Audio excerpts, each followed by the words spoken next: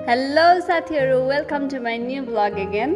So आज भने म सानो कामले बजारतिर गएको थिएँ। बजार भन्दा पनि यो धुरा बजार जहाँ चाहिँ बुधबार हाट लाग्दो रहेछ है। त्यहाँ चाहिँ यसो हेरेँ, रमाइलो लाग्यो।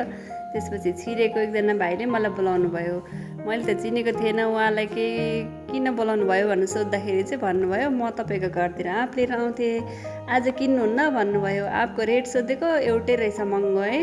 त्यसपछि मैले उहाँलाई घरमै लिएर आउनु, घरमै खाउँला है भनेर भने। त्यसपछि यसो हेरेको के रहेछ स्थानीय प्रडक्टहरू भनेर घुम्दै घुम्दै घुम्दै घुम्दै गएँ। अब त्यहाँ अहिले पाउने भनेको चाहिँ ड्र्यागन फ्रुट रहेछ, त्यसपछि आँप है। आँपमा मालदा, दशहरा, कृष्णभोग आँपहरू तपाईँहरूलाई पनि मनपर्छ भने पक्कै पनि बुधबारे हाट अथवा शनिबारे हाट, त्यो चाहिँ तल लाग्छ 2 नम्बर बजारमा पछाडि। त्यहाँ गएर हजुरले आफूलाई मनपर्दो फ्रुटहरू तरकारीहरू किन्न सक्नुहुन्छ।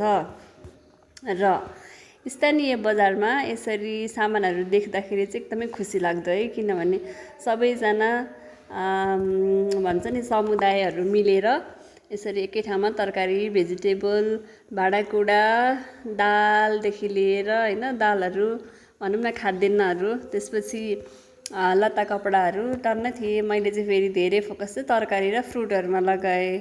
तर रेट सोद्धाखेरि चाहिँ लगभग उस्तै रहेछ नर्मल ठाउँमा पाउने र बजारमा। त्यसैले मैले चाहिँ खासै केही पनि किनेन। सोध्न चाहिँ सोधेँ, यसो हेरेँ, रमाइलो चाहिँ खुब रमाइलो लाग्यो। सो हजुरहरू पनि टाइम मिल्यो भने एकचोटि बुधबारे हाट धुरा बजार फाँटमा गएर के रहेछ यसो माहौल बुझेर केही मन पर्यो भने खरिद पनि गर्न सक्नुहुन्छ। त्यसपछि भने म लाग्यो बिउ बिजनतिर।